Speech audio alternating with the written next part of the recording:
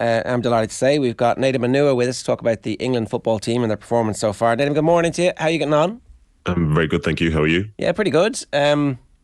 What was your roller coaster of emotions like during the game last night? It's not really like that from a roller coaster standpoint because I kind of have to work it, so it pays to just pay attention to what's happening. So I was in a very nice spot in the stadium, could see the all 22, and yeah, it was interesting to see the way they tactically went for it. Wasn't really that good at the start. Then they made a couple of tweaks, and before you know it, the timing of that second goal was really the crucial part.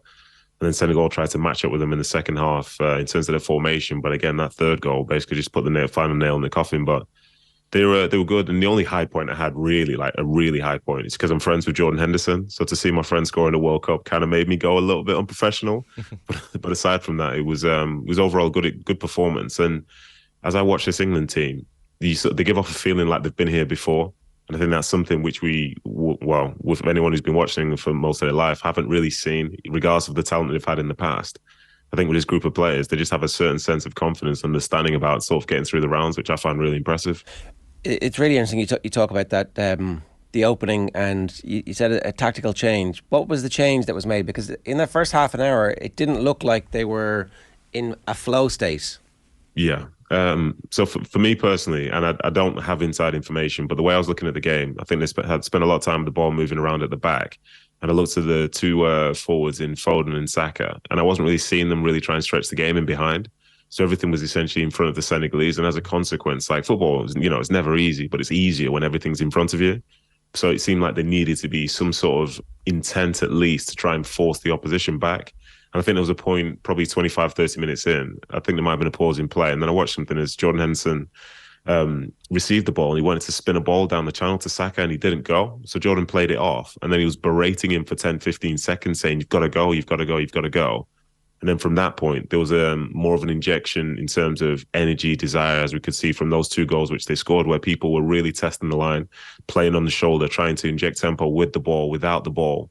And that sort of speed makes it very hard for the opposition. And I think, in terms of organizational structure, when you're defending, you know everybody is when you are facing like away from your own goal. But that point when you're running back towards it, you don't know where anybody is, and you're just hoping that people are in the right spot.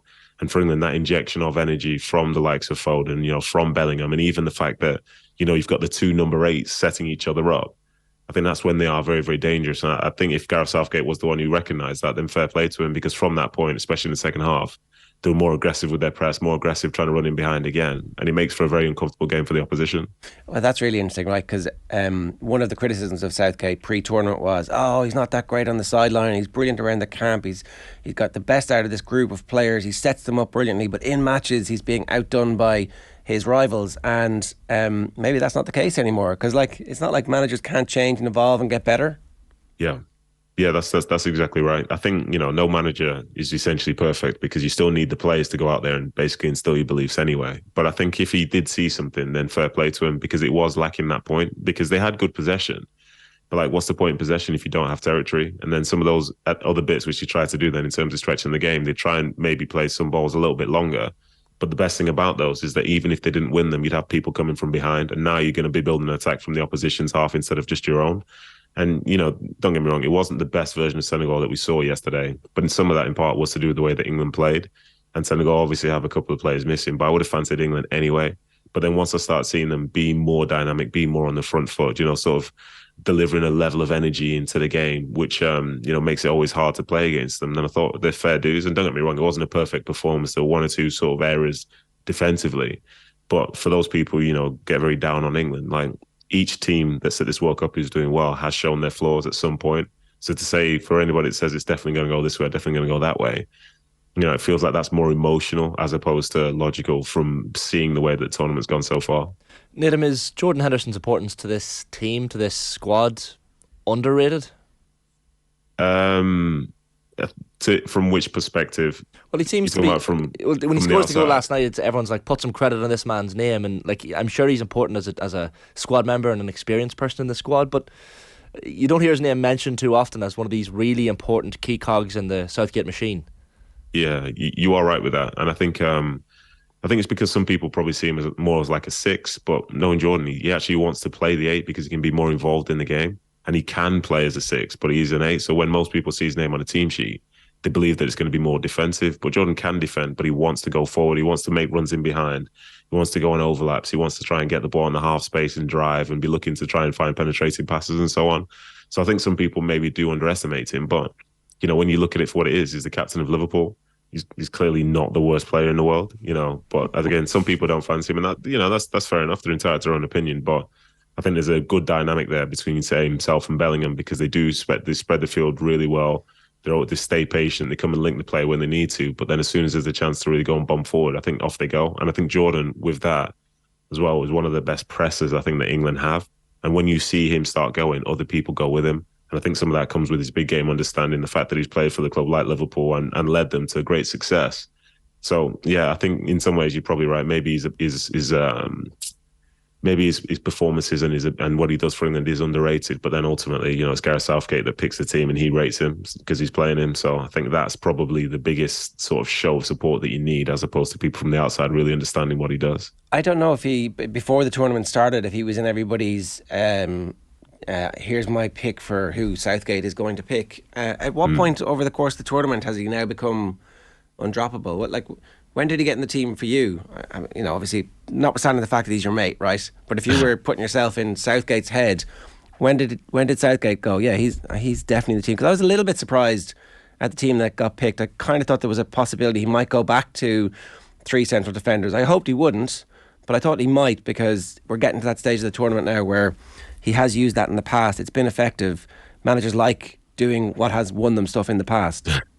You know, that's so interesting, because whenever, say, a lot of people I know start speaking about England, there's always this thing hanging over their head about a 3 at the back. But like England, they're not really concerned about that, it seems like. You know, I think they prefer the balance in the midfield of having 3 guys in there and with the 3 forwards. So it's more formation, which we see domestically. And I can't personally see them going into that unless they absolutely have to. And if they absolutely had to, maybe it's because you'd be playing against 2 number 9s. But most of the teams that play at this World Cup, they don't really do it that way.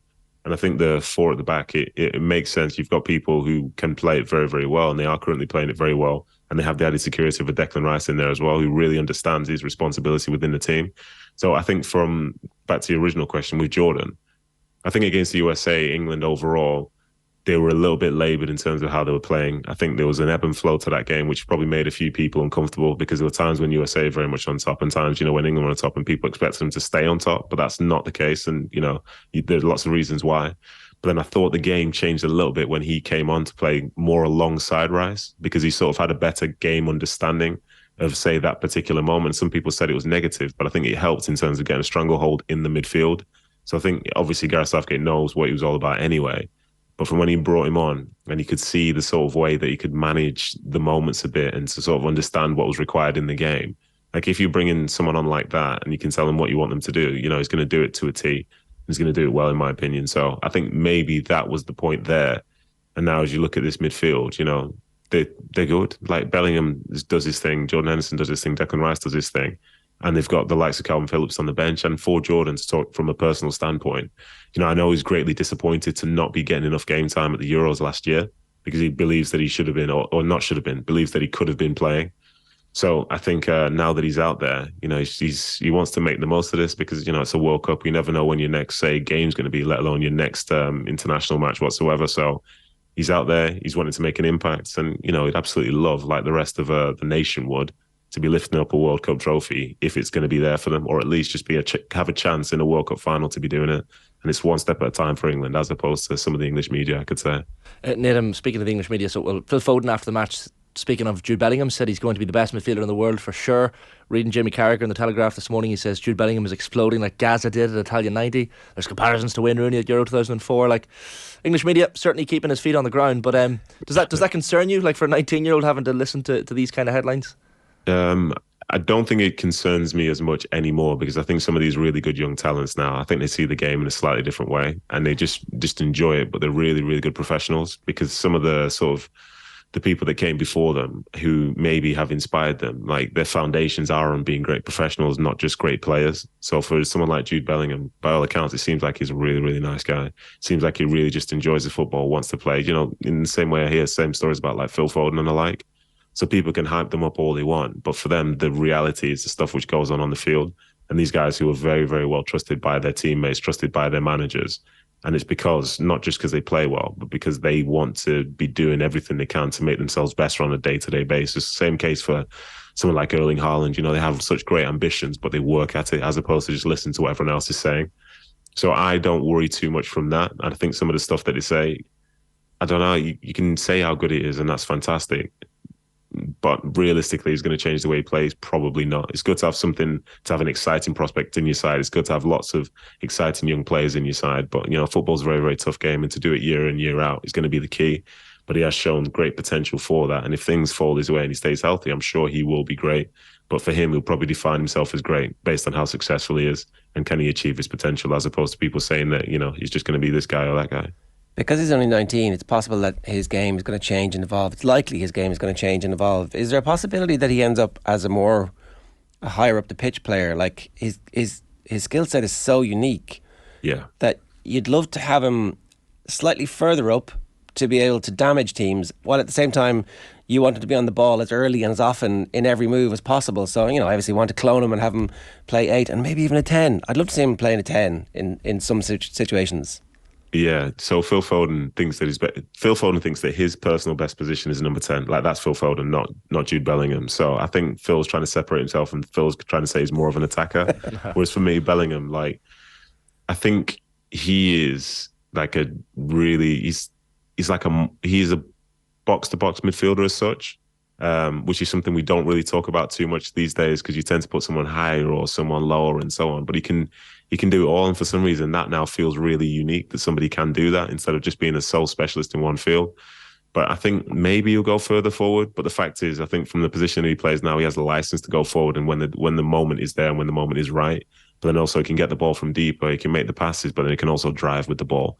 And when people can do that, it's people's worst nightmare, really, because some of those midfield matchups they don't have, they won't be as strong as him, they won't be as technically gifted as him, they won't be as quick as him. So if he gets the game by the scruff of the neck and goals, kind of like he did in the second goal yesterday, I think it's going to be a really tough spot. But I'd always prefer him to be coming from sort of behind some of the attacks, as opposed to being so far ahead of it and having to be on the half turn. Because then if he ends up in the wrong sort of game or playing for the wrong sort of team, he might go through long periods in a match where he never gets the touch of the ball. And I think at that point, you're probably wasting his potential, I'd say. As I got to the point, Nedum, where Bellingham is so important to England that if you're Didier Deschamps, you take him out of the match. You literally target Jude Bellingham because he's that important. And if you can do that, then you beat England. I don't think they're quite there yet. And the reason I say that is, especially from a French perspective, like, you know, they are world champions, and tactically they can be very, very good. But I wouldn't think that they'd want to make a huge adjustment to affect the way that the opposition play, as opposed to focus on what they're doing themselves. And as I look at their team, I can't see Rabiot, I can't see Griezmann really sort of trying to go for that matchup.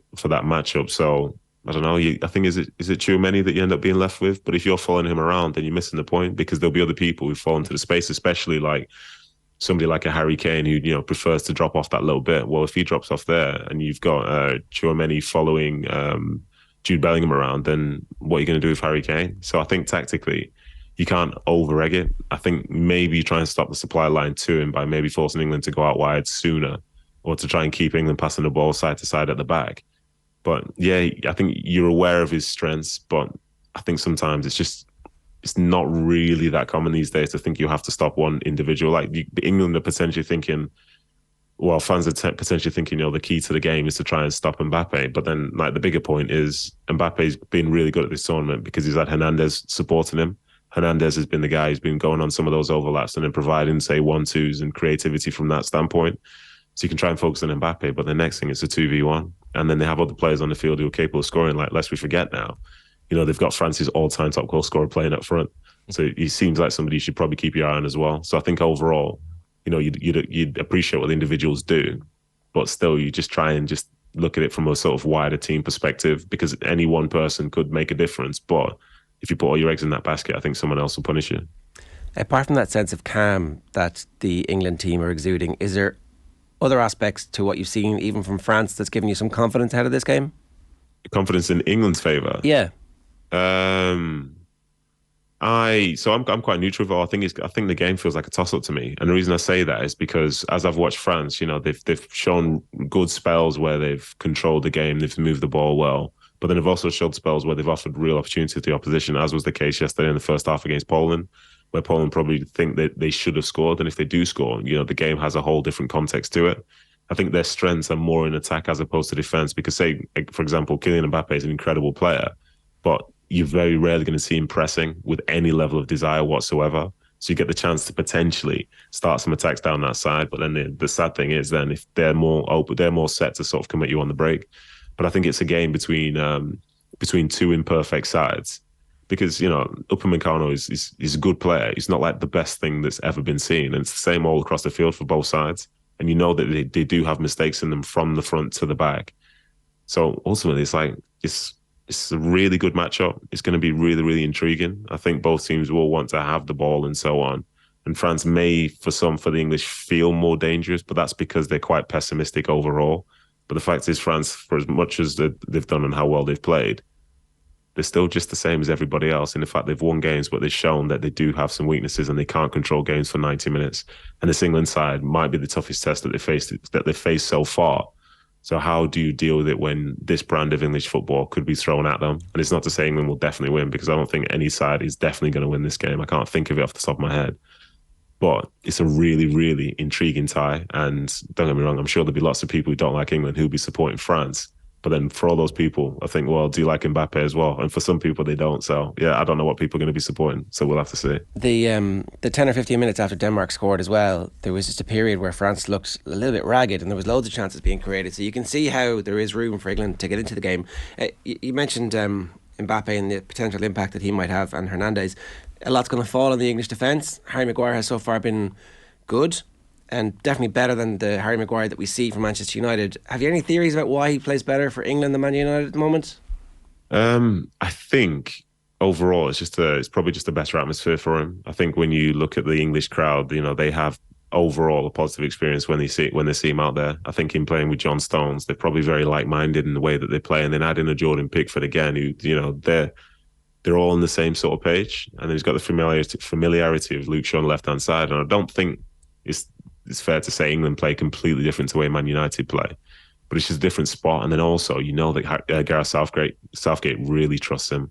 And I think there's a lot to be said for that sort of mental thing within football when you're in a good spot, you're not under pressure, that you're being trusted to go and do something. And when it's for England, it's doing something on the world stage.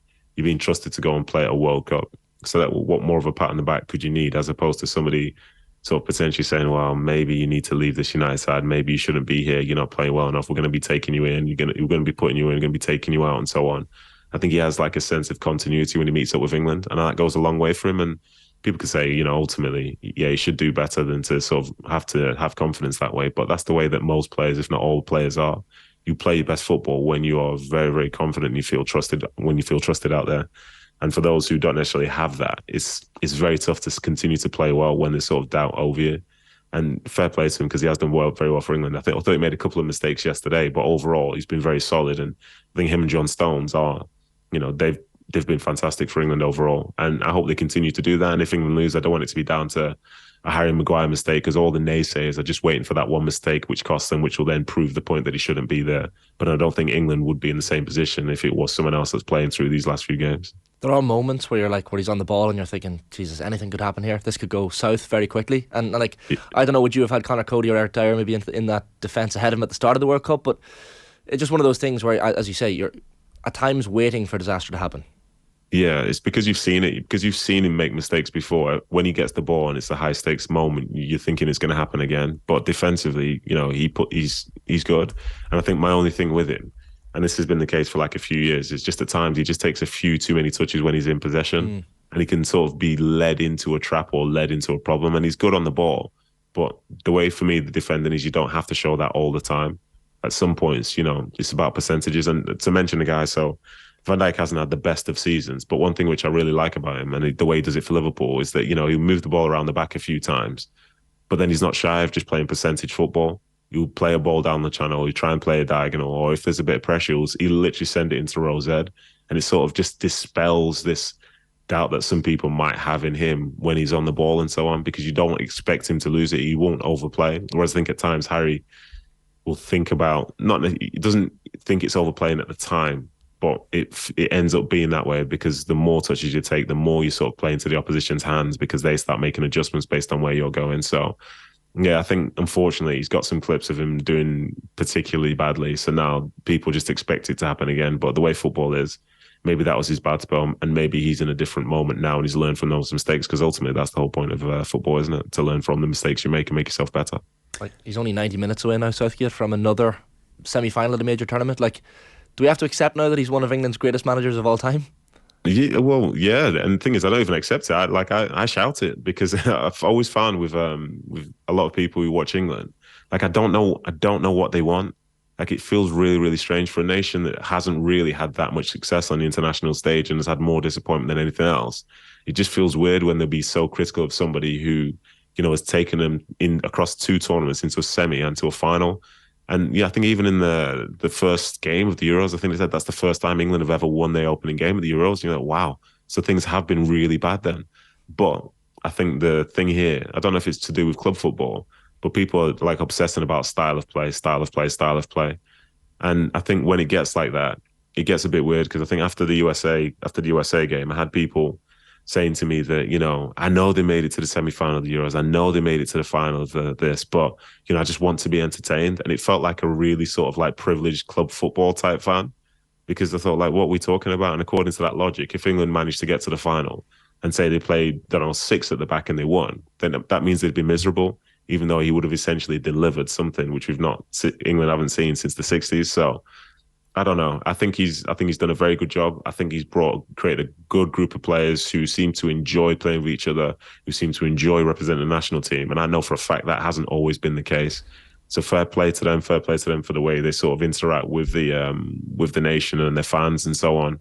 So I've got no issues with Gareth Southgate at all. I think he's very, very consequential, and I think he's brought hope from English football. And this is even in a time when you look at time people gone by, like the Rooneys and the Rio Ferdinands and the like.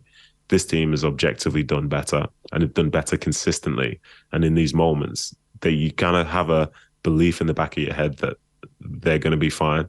So I think that's a big change to get. So I think he deserves a ton of credit. And some people won't be happy. And I think whether he wins the World Cup or goes out in this next round, I think some people still want him to leave anyway. And that's a shame. But if he does leave, I think he leaves with his head held high, because he's done a great job. That is the key point, isn't it? That actually the team is performing better than it ever has done, because he has got them all playing together. And maybe it's interesting that their best player isn't playing for one of those clubs that has a traditional rivalry with another title rival.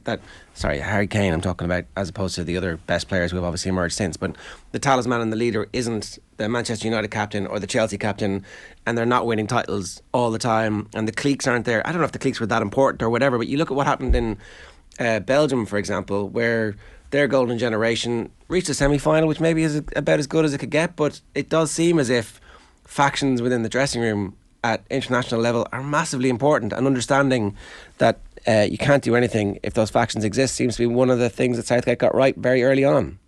Yeah, I would totally agree with that. And these factions, they're so strange. Like, even for myself, so when I played England under 21s, there's like a north-south divide, but then there were like different club divides as well. I think speaking in terms of how the national team was perceived, like as you mentioned, the rivalries between like United and Liverpool, so on and so forth, like those things were real. So when they met up with England, they sort of carried that baggage with them. Whereas this group of players, because they've kept them together for so long and they've done things beyond just like playing football, I think they all get each other and they look forward to playing with each other. And that's such a difference compared to what it was. And it seemed really stupid. But then think of, say, other teams who had the potential to do well, who failed in a particular moment. You're talking about like French teams in times gone by where there's infighting. You saw all the stuff around the Belgian team with infighting. We're too old, or now we're not too old, and so on and so forth. Whereas for England, I think they get the messaging right. I think they kind of set the tone and the culture from the get-go. And the fact that, say, one of the people who gets praised the most is Connor Cody, doesn't really play at all for England. That's a positive environment for them to be in overall. And I think if you're a part of it, you know what they're trying to achieve, and they're all trying to achieve it together. Even there's a radio interview, I think, with Phil Foden yesterday, and he was talking about how he understands that, the key thing here is to be a part of the squad. And if you're not starting, you need to make sure you're ready to come on and make a difference. there'll be other nations and other times in England's history where somebody on the bench is just going to sulk and say, well, why am I here if I'm not going to play? Whereas for them, they want to win it together. They want to do it for each other, do it for the staff, and do it for the nation who've supported them overall pretty well across the years that Southgate's been there. Nedum, great stuff. Thanks a million. How are you finding the tournament from, what's it actually like? Yeah, to be honest, I've had an incredible time. I think to be able to be somewhere in the world and see fans from every corner of the globe come here with a sense of excitement to sort of watch their teams play, to watch some of the best players in the world play. The stadiums are incredible and everything's accessible. Like every day I'm excited to go and try and watch a game. And it's a very unique spot to be in, because I don't think we'll have a feeling like this again where everything feels so accessible, because in 4 years' time, you might have to fly 8 hours if you want to get to another game. Yeah, it's going to be different. This is definitely a once-in-a-lifetime experience. Great to have you with us. Thanks a million for making the time for us. Cheers. Cheers, thank you. It's Nedum Onuoha there, giving us a real insight into what's going on with England at the moment.